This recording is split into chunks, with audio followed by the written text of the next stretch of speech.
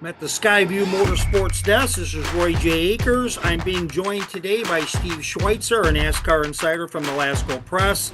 I have Dave Moody, Turn 1, MRN Radio. He's with us, and also Dustin Long from NBC Sports. Fellas, we're going to start off talking about the All-Star race, and I'm going to go right to you. Dave, what did you think of the All-Star race this weekend and the win by Christopher Bell? It far exceeded my pre-race expectations. I did not go into the weekend expecting to see, the first 25 laps of the All-Star race being run side by side for the lead. I didn't expect three-wide racing. I surely didn't expect any four-wide racing. We saw a couple of outbursts of that. It was just hyper competitive, a lot of spots exchanged, setting records for lead changes. I thought it cleared the bar in just about every department. Dustin. Yeah, it wasn't hyperbole to say, and I wrote it that it was the best short track race of the season. Now, again, the bar was low compared to what we've seen so far this year, but certainly, look, you had bumping and beating and banging, you had close racing, you had Christopher Bell and Joey Logano going hard at it. For the lead, certainly there were some challenges. I mean, Kyle Larson was able to work his way up, but again, we still saw challenges of some guys trying to work their way up. Sport's not supposed to be easy. It isn't easy, but maybe there's still work that can be done that can still help these guys work through the field a little bit easier. So, still work to go, but this was a very good showing. And I think that's why there was a lot of energy and excitement after the race about, hey, maybe this should be a points race moving forward because everybody felt so good about what it was. Now, maybe it's like what Dave said, with what the short track races have been, I think the expectations were lower and it certainly exceeded that. But I think if there had been some really good races leading into it, I think this race would have met or exceeded even those expectations. How about you, Steve? I thought the whole weekend was great. The race was one of the best of the year. Real exciting finish. The modified race was an all-out war from lap 2 on. And the Cup race was both the Open and the All-Star race were spectacular. I agree with Dustin. The fans were really excited, really into it. There was a huge call for, hey, let's get this on the regular schedule with a points race. And I think everyone would like to see that. Yeah. There were 18 lead changes between 8 drivers, 5 cautions. I think it was for 34 laps. What I found interesting was that how many lead changes, it was either Bell or Logano that actually took the lead for most of them, and it was outstanding. And that leads us right into Christopher Bell. What did you think of the fans, the atmosphere at the track? Could you take us to that, Christopher? Man, they show up, and it's just absolutely incredible. We go out there for driver intros, and the place is packed. Was it you that asked me about the atmosphere a couple days ago?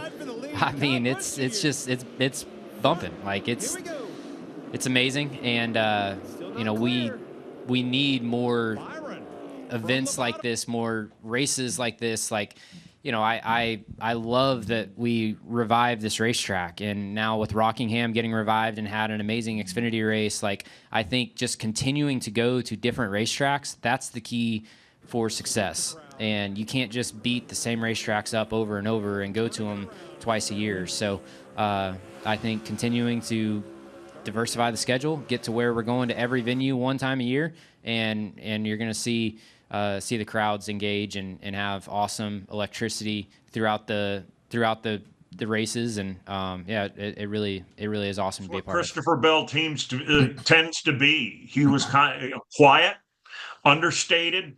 He's not a rah-rah sis-boom-bah guy. He doesn't honk his own horn, doesn't hog the media spotlight, isn't throwing up hand signals during driver introductions to make people either happy or mad. Yeah. He just goes out there, he does his job. He does it extremely well with that Joe Gibbs racing juggernaut behind him. And they just did what they seemed to do. They went out there, they ran their race, they ran their strategy, they had a great car, and when it came time to lay it all on the table and go for the win, he and Logano did exactly that. And Joey was a little upset with him after it was over. He has since backed off on that a little bit, the heat of battle and the red fog of war and all that, and losing $1 million within sight of the checkered flag. But I wouldn't have traded a minute of it. I think that's what NASCAR fans pay their money to see when we go short track racing. And with that, Joey Logano was on pit road, and that's the one thing is that there in many locker rooms there's a cooling off period. In NASCAR, they just take you right there, and Joey Logano shows us that raw part, and well, he's Joey Logano. I'm glad you had a blast. I'm pissed off right now. I just, dang it, we had the fastest car. The Shell Penzo Mustang was so fast, and you get the, I don't know, trying to choose my words correctly on the caution situation, and obviously I got bit by it, so I'm the one frustrated, obviously. But gosh, I don't know. I mean, I felt like the fall off wasn't too bad as the sun went down, and we had 6 cars or so stay out with us. I thought maybe we can hold them off, but the 20 had a good enough restart to clear too many of them too fast, and I couldn't get away in time. It took me 6-7 laps to get my car up and rolling again, and I did all I could do to hold them off, and he got under me and just released the brake, gave me no option, right? And he kind of just ran me up into the wall. And if I could have got to him, he was going around after a move like that. I just couldn't get back to him. Just too much to try to make up with the tire deficit. So just frustrated after you lead so many laps and the car's so fast and you don't win. It hurts quite a bit. Well, what did you guys think of the Logano comment? Should they let him cool off for just a moment, Dustin? I think, I talked to Joey on Monday, and I am at an event, and I asked him, I said, hey, look, 24 hours later, you made some pretty hard, some comments about Christopher and the racing. I said, do you still stand by that, or has your opinion changed on that? And I said, look, because it felt like a lot of people were just kind of caught off guard by the comments because it didn't seem as egregious what Christopher did. And he goes, yeah, I shouldn't have said that after the race. He goes, you're mad. It is what it is. He knocked me up and then moved me up, but I would have done the same probably. But, Joey also said, look, I opened the door to this because I was racing like a jerk, and he used a different word than jerk, in trying to defend Christopher. And he said, look, Christopher tried to get by him and then had to back off, and then went on the second attempt, moved him up, and in that short track racing. Joey said, look, if he'd gone in there and just tried to move him up the first time without even attempting to try to get around him, he would have been like even more upset. But he's like, look, I opened the door for that. I get that. And what he did was he did what he had to do. And look, Joey told me this. He goes, quote, I'm a really bad loser. I'm a sore loser. I can't help it. It is what it is. It is what I am. But I think that's also what makes us winners. And, look, I don't know. And Dave's been around this sport a long time. Can't remember too many guys that get out of the car after a heart-wrenching defeat and go, oh, well, I finished second place. That's great. Because I don't know if I want to be on that guy's team, because I want somebody who's feeling the emotion, who's hurt, heartbroken, because they want to win, because it's all about winning. And we saw that with Joey. And I think if there's a cooling off period, yes, Joey maybe has better control of his words than any other driver, but you miss out on that emotion. And look, the sport is built on beating, banging, and emotion. And if you take away going up and for us to talk to these guys immediately after, I think you lose a little bit of the personality of the sport. And when some people already think that the personality sport is fading, I think this is an important thing. Anybody else want to piggyback on Dustin's comment? Yeah, I like to see that raw emotion, right after the race. I do think that that's something that the fans look for also. Give Joey credit. He drove a heck of a final, 20 laps there. I mean, it was pretty clear that Christopher Bell had the faster car, and Joey was able to keep him behind him for several laps. And, I didn't think that Bell did anything that any other driver wouldn't do in terms of making that pass. And it was just good, hard racing. And I'm glad to hear that Joey kind of backed off from that. Dave, any last... NASCAR fan. Well, I was going to say, we as NASCAR fans insist that we want our drivers to be opinionated and open and honest and say what they think, right up into the point where they say something we disagree with them on, and then we want them to be quiet. You can't have it both ways. Either you're going to have somebody like Joey Logano calling it like he sees it after climbing out of that race car, or you're going to get the public relations bullet points. I'd rather have what we had on Sunday. Yeah, I certainly agree with all three of you. I like the emotion and all that. I don't like the vanilla milkshake. I like the guys with the little personality. Talking about personality, we are going to change to a whole new race. We're going to talk about the Coca-Cola 600 happening at Charlotte Speedway this weekend, and we're going to do that for you next.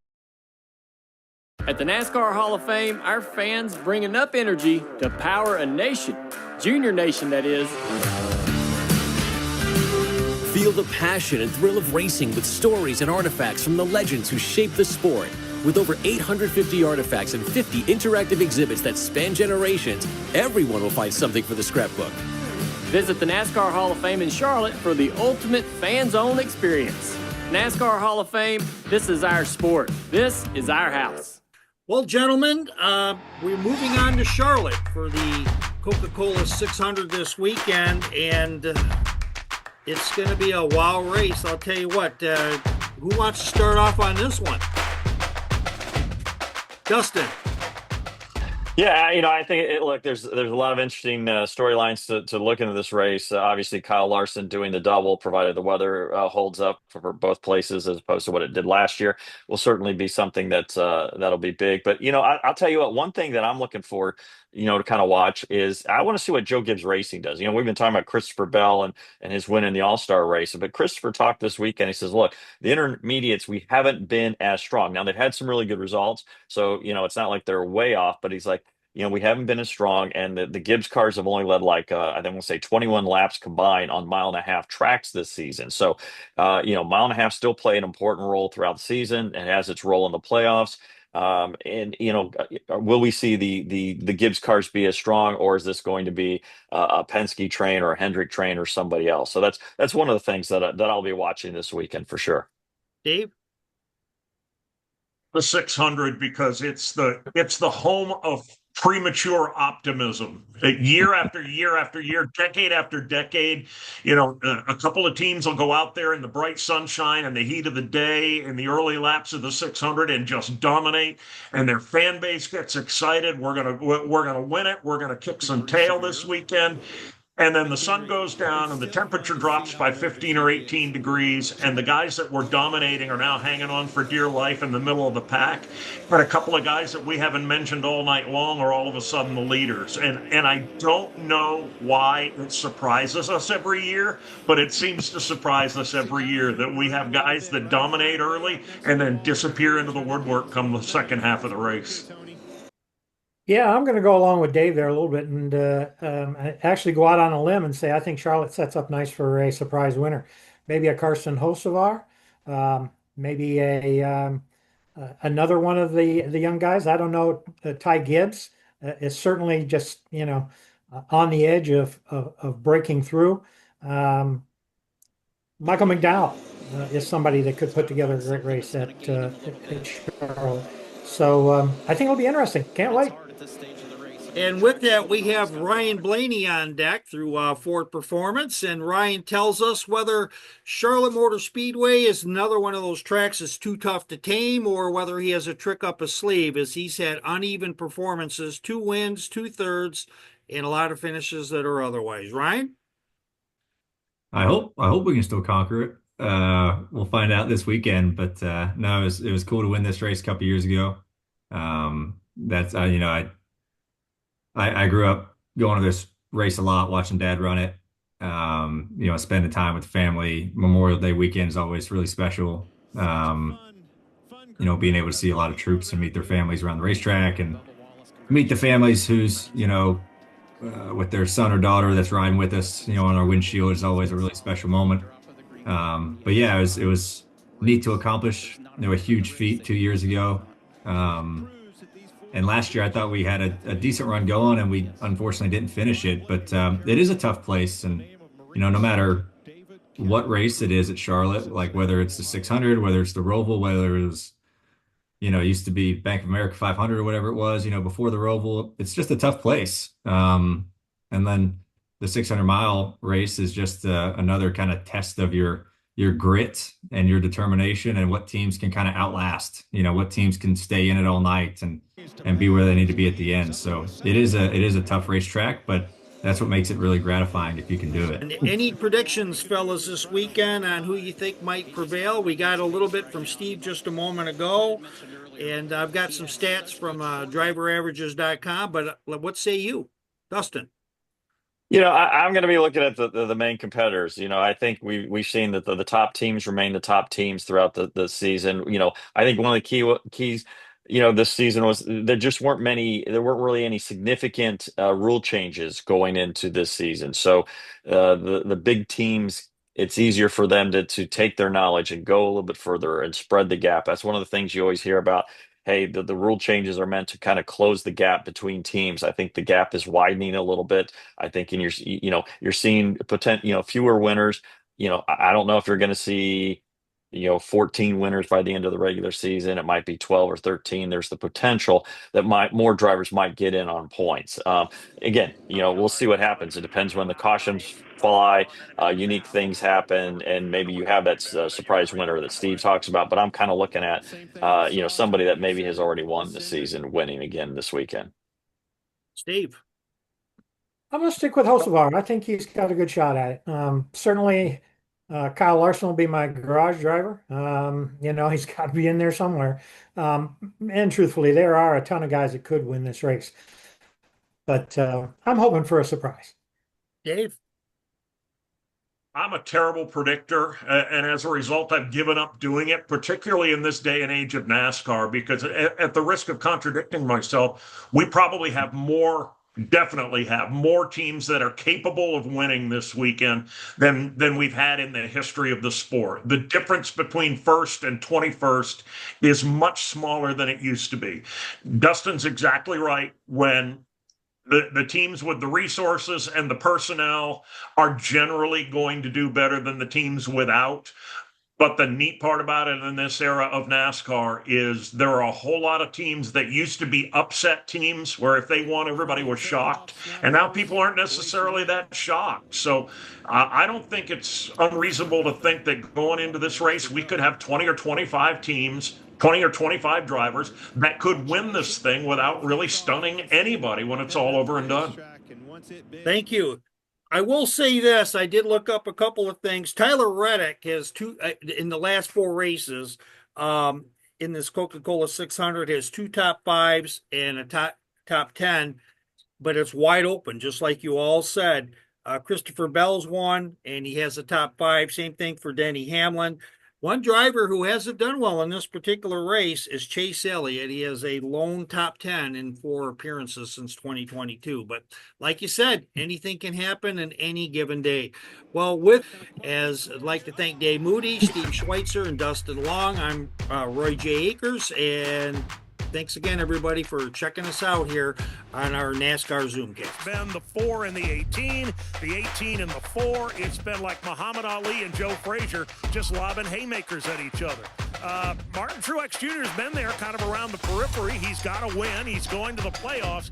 Not as strong as he was a year ago, but, that's why we keep racing right on through until the playoffs start, because we've seen people catch fire and we've seen people go cold.